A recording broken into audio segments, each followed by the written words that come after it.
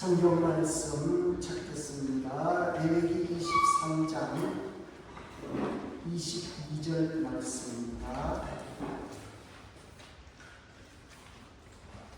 레위기 23장 22절 말씀 같이 읽도록 하겠습니다.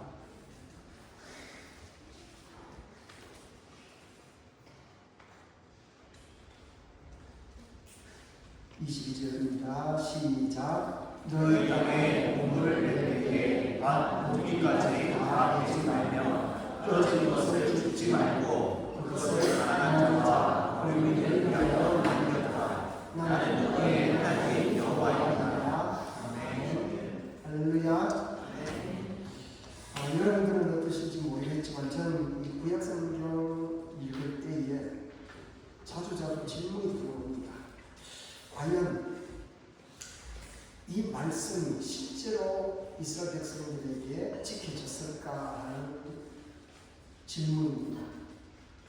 정말 이렇게 살았던, 말씀 그대로 살았던 사람이 있었을까 하는 의문입니다. 왜냐하면 구약에 나오는 하나님께서 우리에게 주신 이 법들을 살펴보면 참 아름답습니다. 세상에 이렇게 아름다운 법이 있을까 생각이 드는데, 그와 동시에 그 아름다움이 지나면 지날수록 한 가지 마음속에 드는 것이 이게 우리가 실천하기에는 너무나 도덕적 기준이 높다 하는 것입니다. 너무 높은 기준을 요구한다는 것입니다. 우리 보통의 사람들이 살아가는 계산으로서는 그 말씀대로 살아간다 하는 그것이 현실적이지 않다는 것을 느낄 때가 참 많습니다. 예를 들어 보면요, 구약의 하나님께서 매 7년마다 안식년을 지키라고 명령하십니다. 6년 동안은 열심히 주어진 자신의 땅에서 씨도 뿌리고 거두고 창고에도 드리고 그렇게 하라고 했는데, 이 제7년 안식년이 되면 1년 동안은 그 땅에 씨앗도 뿌리지 마라. 그리고 그 땅에서 나는 무엇이든지 너 것이 아니니 거두지 마라. 그 땅을 그대로 두라라고 하십니다. 농경사회였습니다. 넉넉하지 않은 시기였습니다. 쉽지 않은 일입니다. 또 하나가 있습니다. 하나님께서는 50년째가 되면 희년을 선포하라. 나팔을 불면서 희년을 선포하라고 하는데, 이 희년이 되면 나팔 소리와 함께 지금까지 내가 돈이 많아 누구의 땅을 샀으면 그 땅을 주인에게 돌려주라. 누군가가 돈이 없어 나에게 종이 되어서 팔려왔으면 그 동족은 아무 조건 없이 자유인으로 놓아주어라. 그냥 놓아주는 것이 아니라 그에게 먹고 살 거리를 많이 지켜주어서 내어내라라고 합니다. 생각해 보십시오. 평생 모은 재산은 그렇게 어렵게 구입한 땅입니다. 그 땅을 가꾸기 위해서 지금까지 열심히 아끼고 저축하고 그렇게 해서 일구어놓은 땅입니다. 그런데 하나님께서 원래 주인에게 돌려주라 하십니다. 혹시 여러분 월세가 아니고 돈 주고 모기지들 뭐든지 집을 구입한 분이 있습니까? 50년째가 되었습니다. 나팔 부는 소리와 함께 그것을 나라에다가 줘버린다라고 하면 여러분 어떻게 되겠습니까? 그런 겁니다. 돈을 주고 산 종도 자유롭게 놓아주라고 합니다. 세상의 경제 원리로서는 도무지 이해되지 않는 말씀입니다. 너무 아름답지만 현실에서는 불가능한 이야기처럼 보입니다. 마치 이상적인 사회를 꿈꾸는 철학자의 이야기처럼 들립니다. 그런데 오늘 우리가 읽었던 이 레위기 23장 본문의 말씀 역시도 동일한 내용입니다. 이렇습니다. 너희 땅에 본문을 뺄 때 반 모퉁이는 베지 말라. 떨어진 이삭의 땅에 죽지 말라. 가난한 사람 거류민들을 위하여서 남겨두라라고 하십니다. 한번 상상해 보십시오. 예배당이 우리의 밭입니다. 내가 주인입니다. 이제 추수할 때에 대해서 낫을 들고 추수를 하기 시작하는데 앞에서부터 베어 나가는데 이 모퉁이입니다. 이게 모퉁이입니다. 저 뒤에도 모퉁이가 있습니다. 칼을 드는 순간 하나님께서 잠깐만 거기는 베지 말아라. 그대로 남겨두라. 그리고 낯질을 해서 나아가다 보면 틀림없이 곡식이 떨어질 때가 있습니다. 이삭이 떨어질 때가 있습니다. 하나로 아깝다고 더 죽으려고 할 때에 하나님께 다시 말씀하십니다. 그거 죽지 말라. 그대로 두라고 말씀하십니다. 집에 가서 가만히 생각을 해보니까 곡식단을 모아놓은 것을 가져오는 것을 마치 잊어버린 게 있습니다. 그럴 때 하나님께서는 동일하게 말씀하십니다. 그거 두었으면 다시 가져가지 말고 그대로 두라고 하십니다. 그래서 저는 이 말씀을 읽을 때 질문이 드는 거예요. 과연 실제 그런 사람이 있었을까? 정말 이 밤 모퉁이를 남겨둔 농부가 있었을까? 정말 떨어진 이삭 잊어버리고 남겨둔 단을 죽지 않으러 나간 사람이 있었을까? 아니면 이 말씀 역시 알침면이나 김연법처럼 사람들 가슴 속에는 참으로 아름답게 여겨졌지만 현실에서는 실천 불가능한 이상적인 율법으로만 남겨두었지는 않았을까 하는 것입니다. 많은 사람들은 이 룻기 하면 제일 먼저 한 여인 룻을 생각합니다. 그래서 룻의 효성, 그녀의 믿음, 그리고 시어머니 나오미를 향한 헌신과 순종을 중심으로 이 룻기를 바라봅니다. 분명히 맞는 해석입니다. 물론 그건 역시 이 룻기 속에는 상당한 주제입니다. 그런데 저는 이번에 이 레위기 23장을 묵상하면서 룻기를 다시 한번 생각했습니다. 이전에는 미처 생각해 보지 못했던 한 장면을 앞에 두고 한동안 생각했습니다. 한번 보겠습니다. 룻기 2장 15절 16절입니다. 같이 한번 읽어볼까요? 시작.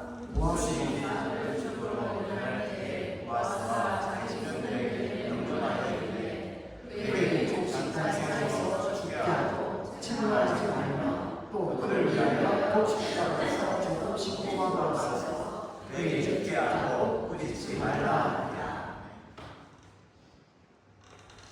레위기 23장을 제가 다시 한번 보겠습니다. 이 땅에 공물을 될 때에는 밤부퉁이까지 다 베지 말고 떨어진 이삭도 죽지 말고 가난한 사람과 그림을 위하여 남겨두라. 그러면 나그네들을 이야기합니다. 어떻습니까? 이 두 절을 비교할 때 놀라울 정도로 닮았다라고 하는 느낌을 받지 않습니까? 처음에는요 전혀 다른 두 이야기처럼 보입니다. 레위기 이야기는 출애굽 후에 광야에서 하나님께서 율법을 주시면서 했던 말씀이거든요. 또 다른 이 룻기는 그로부터 수백 년이 지난 후 어느 평범한 베들레헴 한 들판에서 추수하는 농부가 일하는 장면에서 나온 이야기입니다.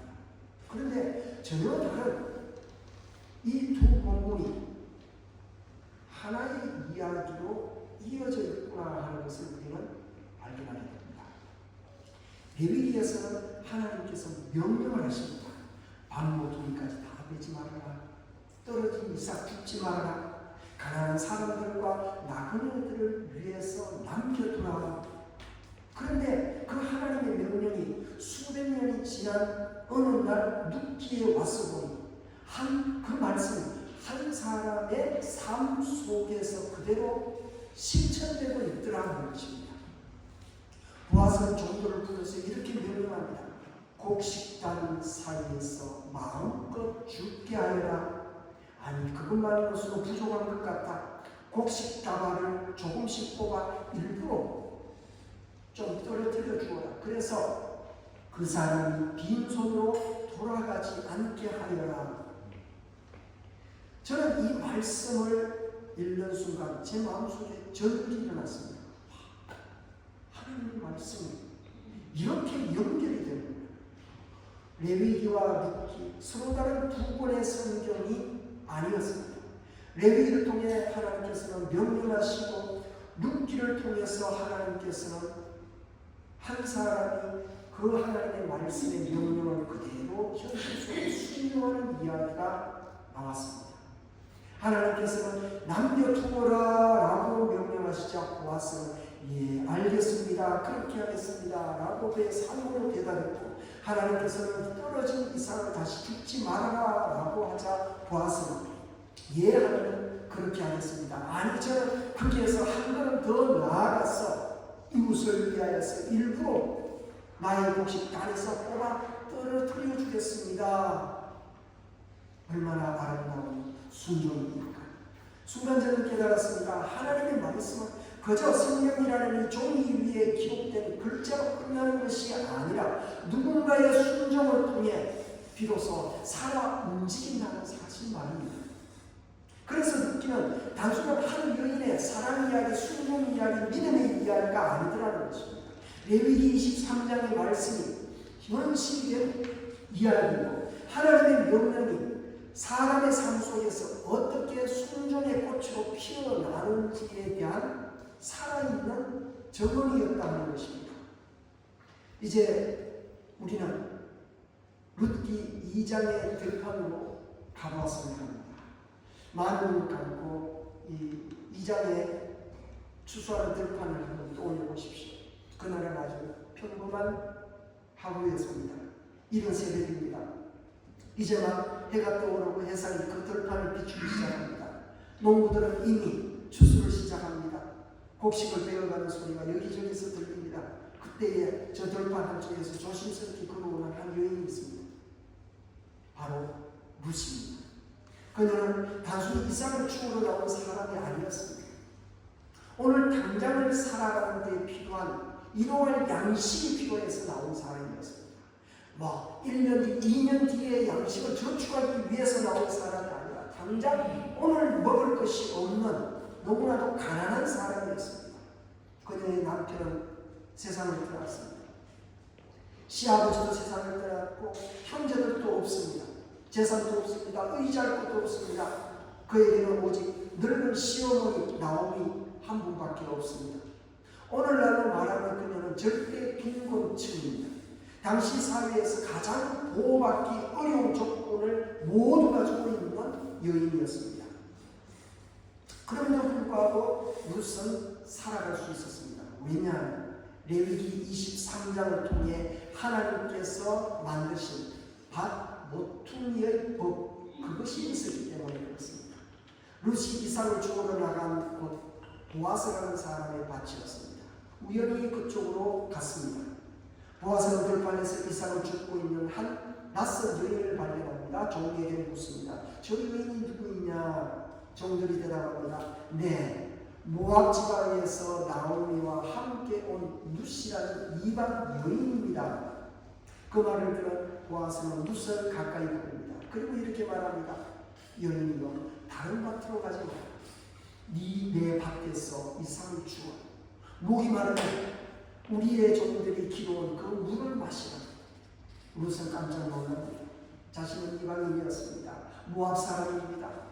힘없이 홀로 사는 여인입니다. 그런데 보아스는 마치 자신의 가족처럼 그렇게 그녀를 대해줍니다. 점심때가 됩니다. 그녀를 식사의 자리로 보아스를 초대합니다. 이리 와서 떡을 먹으라. 식초에 내 떡을 좀 찍어라. 복식을 마음껏 먹어라. 굶주리던 룻은 배불리 먹었습니다. 그런데 이야기는 여기에서 끝이 나지 않습니다. 식사 후 룻이 다시 이삭을 죽으러 나가자 보아스는 종들을 불러서 조용하게 특별한 부탁을 합니다. 저 여인이 곡식단 사이에서 계속적으로 죽을 수 있도록 배려해 주라. 절대로 눈치 주지 말고 청량하지 말아라. 그러면서 더 놀라운 명령을 합니다. 곡식단 아래에서 조금씩 뽑아 일부러 더 많이 그녀가 죽을 수 있도록 떨어뜨려 주라. 그것을 마음껏 추워갈 수 있도록 하라. 보아스가 종에게 그런 명령을 하는 순간, 바로 그 순간이 레위기 23장의 하나님의 명령이 그냥 책 속에 있는 글자가 아니라 이 땅에 실현되는 순간이었고 레위기와 룻기가 함께 만나 하나로 연결되고 하나님의 말씀과 그 말씀에 순종한 한 사람의 삶이 하나의 이야기로 연결되는 순간이었습니다. 마치 레위기와 룻기 사이에 수백 년간의 시간을 뛰어넘어 하나님과 보아스가 서로 대화를 나누는 것처럼 그렇게 저는 느껴졌습니다. 하나님께서 말씀하십니다. 보아스야, 반모퉁이를 좀 남겨두어라. 떨어진 이삭은 다시 죽지 말아라. 그러자 보아스는 예, 하나님 말씀대로 하겠습니다. 하나님께서 또 말씀하십니다. 가난한 사람과 나그네들을 위하여서 좀 많이 남겨두어라. 그러자 보아스는 종들을 불러 말합니다. 저희를 책망하지 마라. 부끄럽게 하지 말아라. 눈치도 주지 말아라. 곡식단 사이에서 마음껏 죽게 하여라. 곡식다발에서 조금 더 뽑아 떨어뜨려 주어라. 그래서 저희는 빈손으로 돌아가지 않게 하여라. 하나님의 말씀이 더 이상 돌판 위에 새겨진 문자로서만 남아있지 않았습니다. 한 보아스라는 사람의 손을 통하여 하나님의 말씀은 살아오기 시작합니다. 한 사람 보아스의 발을 통하여서 생명력을 지니기 시작합니다. 한 사람의 순종을 통하여서 하나님의 사랑이 세상 가운데로 흘러가기 시작합니다. 성도 여러분, 이것이 하나님의 말씀의 능력입니다. 말씀을 읽을 때에 비로소 완성되는 것이 아닙니다. 암송했다 하고 끝이 나는 것도 아닙니다. 설교를 들었다고 다 이루어지는 것도 아닙니다. 하나님의 말씀은 누군가의 삶 속에서 순종함으로 실천할 때에 비로소 살아있는 하나님의 말씀이 되는 것입니다. 보았으나 하나님의 말씀을 억지로 지킨 사람이 아니었습니다. 안 하면 벌 받을까, 율법이 내가 하는 수 없이 그런 마음으로 행동하지 않았습니다. 그는 하나님의 마음을 알았습니다. 하나님께서 왜 모퉁이를 남겨두라라고 하셨는지, 왜 떨어진 이삭을 죽지 말라라고 하셨는지, 그 가난한 사람을 왜 기억하라 하셨는지 알게 되었습니다. 깨닫게 되었습니다. 그래서 그는 율법의 문장만을 지킨 사람이 아니라 그 말씀 속에 담긴 그 하나님의 긍휼하심과 사랑을 자신의 삶으로 번복했던 사람이 되는 것입니다. 그 결과 룻이 살아났습니다. 나오미가 다시 웃게 되었습니다. 무너졌던 가정이 회복되었습니다. 그런데 하나님의 역사는 거기에서 끝나지 않습니다. 룻은 결국 보아스와 결혼하게 됩니다. 그리고 두 사람 사이에서 오벳이 태어나고 그 오벳은 이새를 낳고 이새는 다윗 왕이라는 그 다윗을 낳습니다. 그리고 그 다윗 왕의 가문을 통하여서 마침내 예수 그리스도께서 이 땅에 오시게 된 것입니다. 한 놈들과 하나님 말씀에 순종함으로 남긴 작은 반모퉁이 하나가 한 여인을 살리고 그녀의 가정을 살리고 다윗 왕조를 이루고 마침내 온 인류를 구원하실 메시아의 길을 열었더라 하는 것입니다. 우리는 그저 작은 순종이다라고 생각합니다. 뭐가요? 반모퉁이가요. 이삭 떨어지는 것 하나 죽지 않는 그 마음.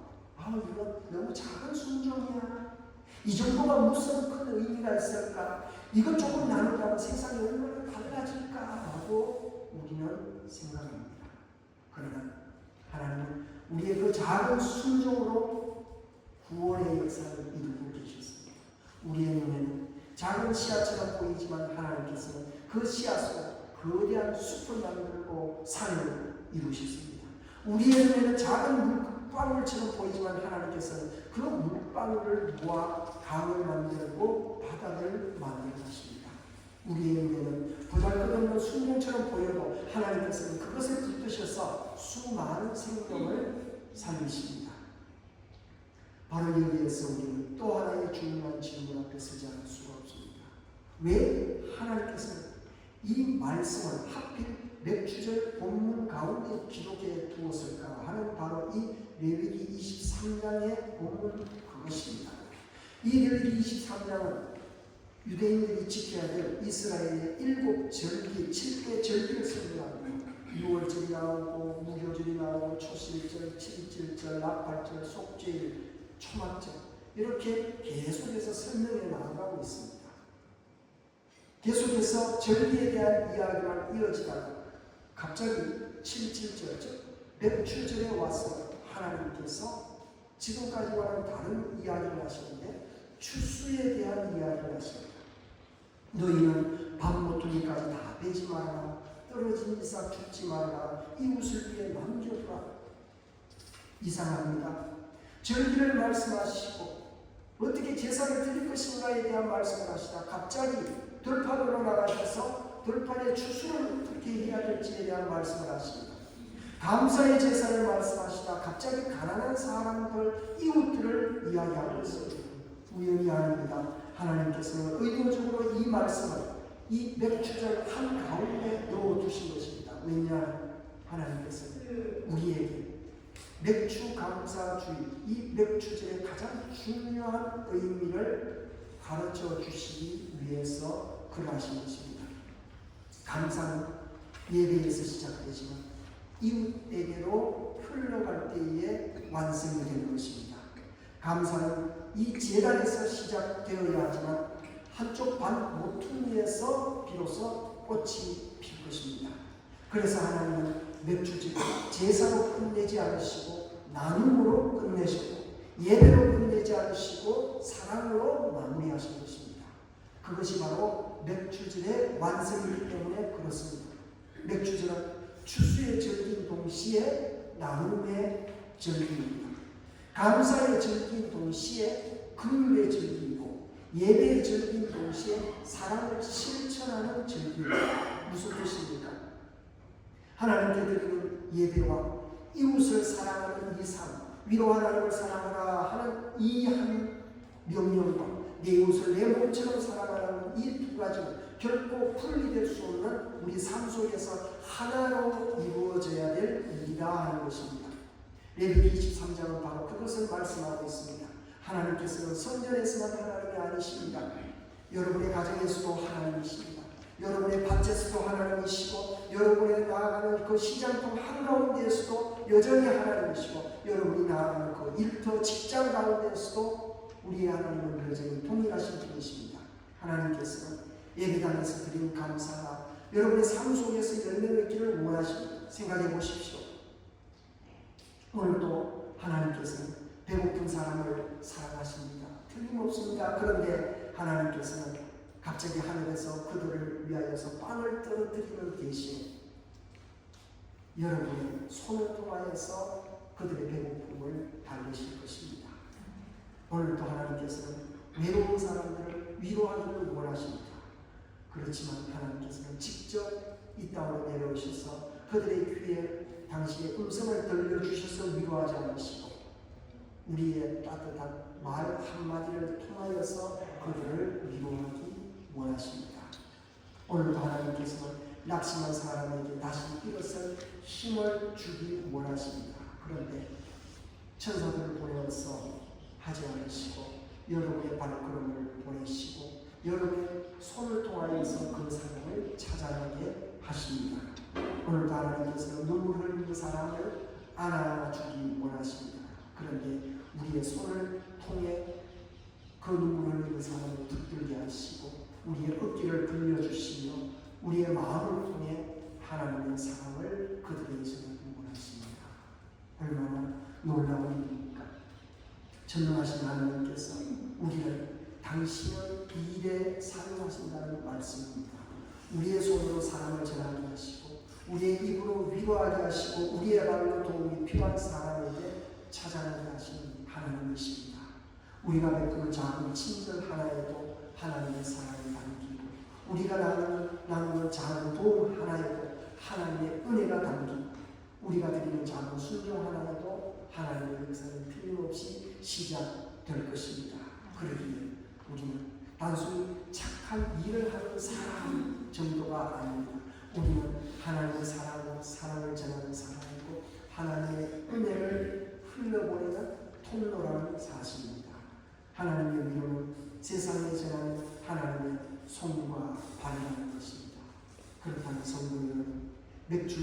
맥주감사절을 보내며 우리에게 하나님께서 정말 묻고 계시는 것은 무엇이겠습니까? 너 지금까지 얼마나 많이 거두었느냐? 그 질문 아닙니다. 얼마나 많이 남겨두었느냐? 내 이웃들을 위해서. 얼마나 많이 수고하고 있느냐? 아니라 얼마나 많이 흘려보냈느냐입니다.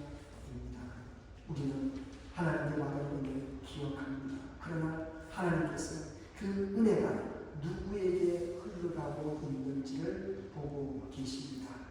우리는 하나님께 받은 복을 간절하게 좋아합니다. 그러나 하나님께서 그 복으로 누구의 눈물을 닦아 주었는지를 물으십니다. 어쩌면 하나님께서 우리에게 물질을 주시고 시간을 주시고 또 건강을 주시고 재능을 주시고 믿음을 주신 이유도 여기에 있는지 모릅니다. 나만 풍족하게 살고 주신 것이 아니라 누군가의 룻이 살아갈 수 있도록 우리에게 맡겨주신 것 아니겠느냐 하는 것입니다. 우리의 삶 전체가 하나님께서 맡기신 밭입니다. 그것이 하나님께서 맥주 감사 주일에 우리에게 주신 메시지입니다. 오늘 우리가 하나님께 드리는 가장 아름다운 감사는 입술의 고백만이 아닙니다. 하나님, 저도 제 삶에 밭 모퉁이를 남겨두겠습니다 하는 이 고백일 것입니다. 그리고 그 고백이 여러분의 삶이 될 때에 우리의 가정이 하나님의 밭 모퉁이가 되고 우리의 직장이 하나님의 밭 모퉁이가 되고 우리의 사업이 하나님의 밭, 우리의 교회가 하나님의 밭 한 모퉁이가 될 것입니다. 그리고 그 밭 모퉁이에서 또 다른 수많은 가난한 룻들이 살아나게 될 것입니다. 그리고 언젠가 우리가 하나님 앞에 섰을 때에 우리는 비로소 깨닫게 될 것입니다.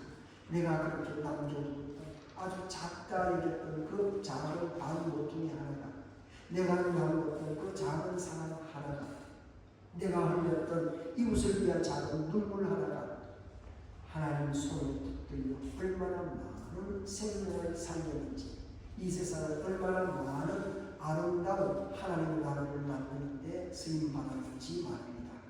그리고 맥주 감사절 단지 감사합니다라고 고백하는 절기가 아니라 얼마나 많이 거두었느냐 하는 것을 자랑하는 날도 아니라는 것입니다.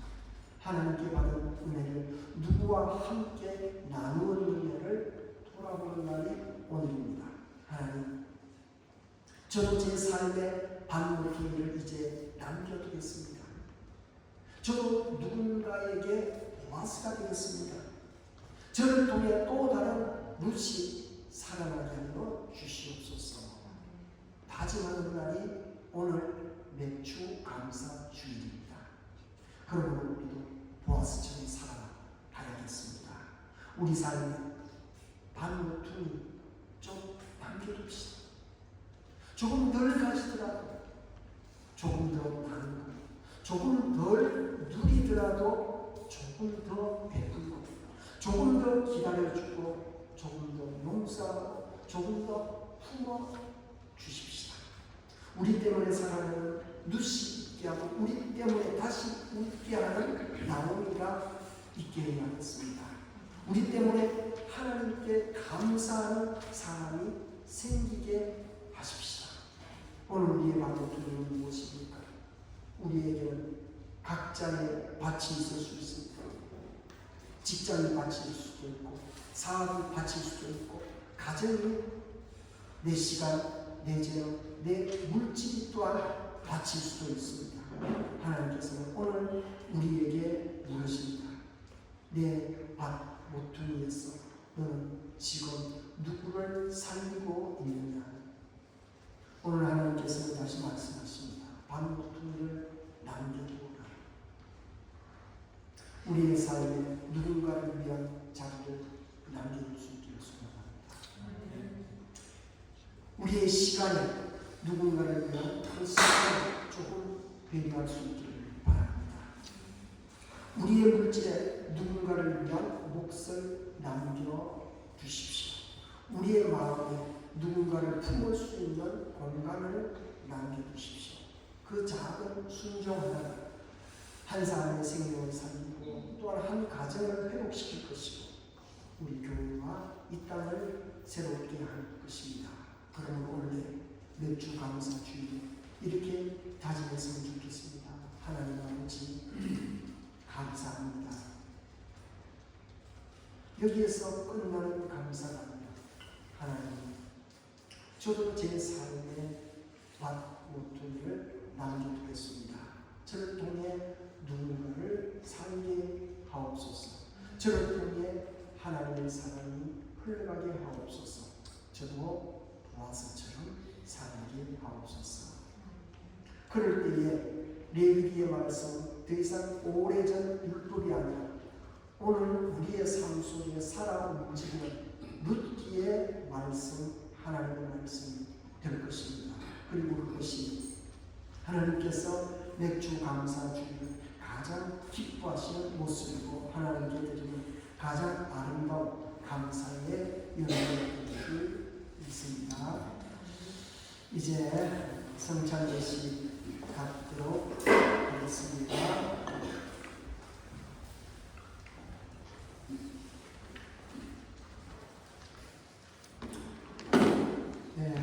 성도 여러분, 이 성찬은 우리를 위해 십자가에서 몸을 찢으시고 피를 흘리신 우리 주님 예수 그리스도의 은혜를 기억하는 거룩한 예식입니다. 주님께서 친히 제정하신 이 성찬은 주님이 다시 오시는 그날까지 그의 죽으심과 부활을 기념하며 선포하는 믿음의 예식입니다. 먼저 찬송가 391장 1절 2절을 함께 드리겠습니다. 그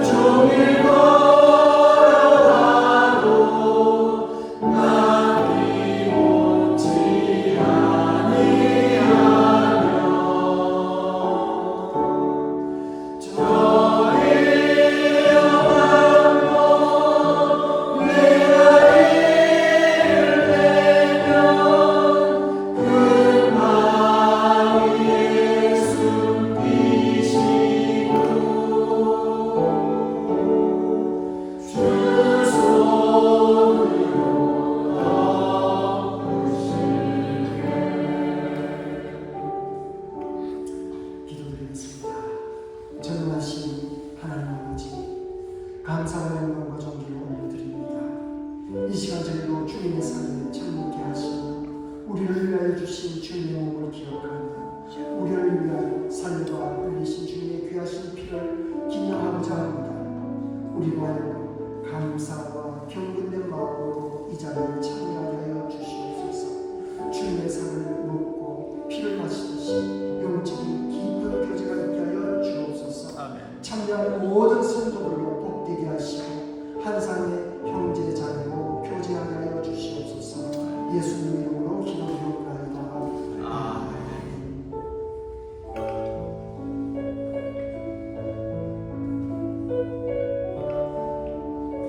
우리 주님께서 잡히시던 날 밤이었습니다.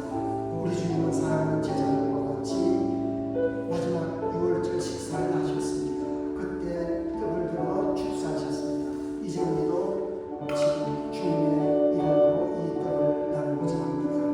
십자가에 달리신 주님을 기억하며 주님의 성찬에 참여할 수 있기를 바랍니다. 기도하겠습니다. 하나님 아버지, 이것은 나의 몸이라 너희를 위하여 준 것이 너희는 이것을 위하여 나를 기념하라 하시며 세우신 주님의 뜻을 의지하여 이 성찬상을 베풀고 떡을 나누고자 하오니 이 떡이 신령한 영생의 떡이 되게 하여 주옵소서. 예수님 이름으로 기도드리옵나이다. 아멘. 이 성찬 떡과 잔은 예수 그리스도 우리 주님 나의 구세주이십니다. 나를 죄와 사망에서 구원하신 분이십니다 하고 믿음으로 고백하고 예수님을 나의 구세주로 영접하신 분이면 받을 수 있습니다.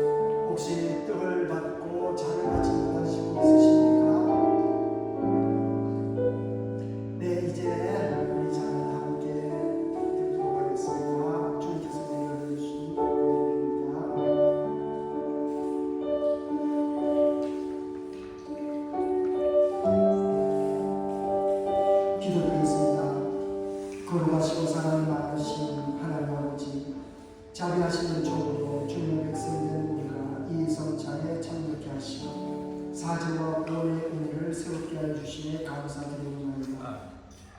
우리가 주님의 동일한 지체임을 확인하게 하여 주시에 감사드립니다.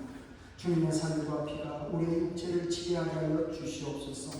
우리로 하여금 복음에 합당한 자 되게 하시고 이 땅에 화평을 심는 자 되게 하여 주옵소서.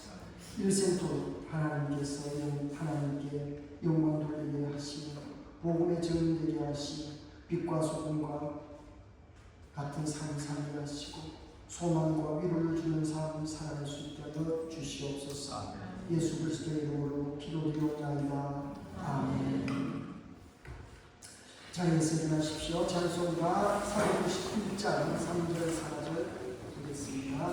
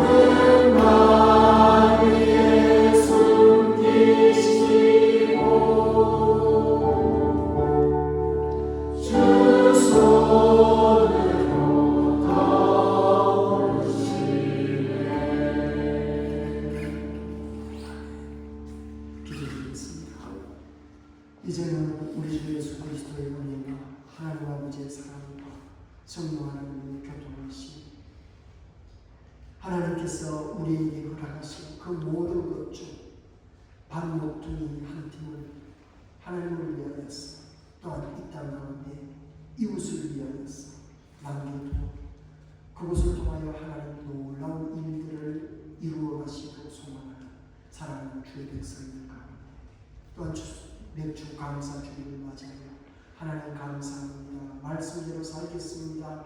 실천하여 살겠습니다. 다짐하는 사랑하는 주의 백성들 가운데 또한 여행 중에 있는 우리 식구들 가운데 이제는 영원토록 항상 함께 있을지어다.